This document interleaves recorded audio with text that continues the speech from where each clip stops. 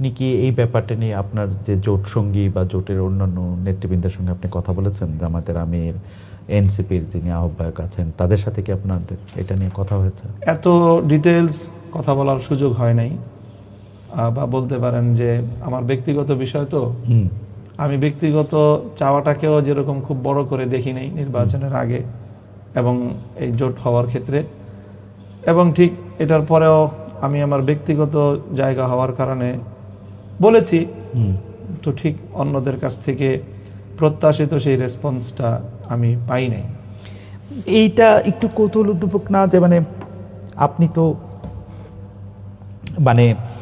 খুবই গুরুত্বপূর্ণ জোটের খুব গুরুত্বপূর্ণ নেতা এবং আপনি সব জায়গায় ভোকাল, এমনকি আমরা দেখেছি যখন জোটের একটা আনুষ্ঠানিক ঘোষণা আসলো তখন আপনাকে একটা, আমি তো ওই সময় মানে নিউ ইয়র্কে ছিলাম কিন্তু সামনাসামনি দেখতে পারিনি, টেলিভিশনে স্ক্রিনে যতখানি দেখেছি আমার কাছে মনে হয়েছে আপনি মানে এটা বলে না কি ফ্যাক্টরের একটা ভূমিকা আপনি হয়তো পালন করেছেন। তো সেই ক্ষেত্রে আপনার ক্ষেত্রে যদি এত এরকম হয় তাহলে জামাতে ইসলামী বা এনসিপির কি আরেকটু ইনভলভমেন্ট দরকার ছিল বা আরেকটু এটা হ্যাঁ, তারা হয়তো আরেকটু করতে পারতেন। বাকি এখানে বিষয়টা এখানে মানে বিবেচনা করা হয়েছে হয়তো একটা সিট হিসেবে, ওকে একটা সিট। আর এখানে যেহেতু আমার মতো আরো গুরুত্বপূর্ণ একাধিক ব্যক্তিবর্গ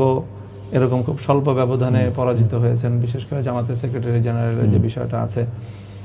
হয়তো সেগুলোর সাথে সব মিল করে এখানে কোনো একজন ব্যক্তিকে খুব বেশি একটা ফোকাস করাটা জোটের অন্যান্য নেতৃবৃন্দ গুরুত্বপূর্ণ মনে করেন নাই।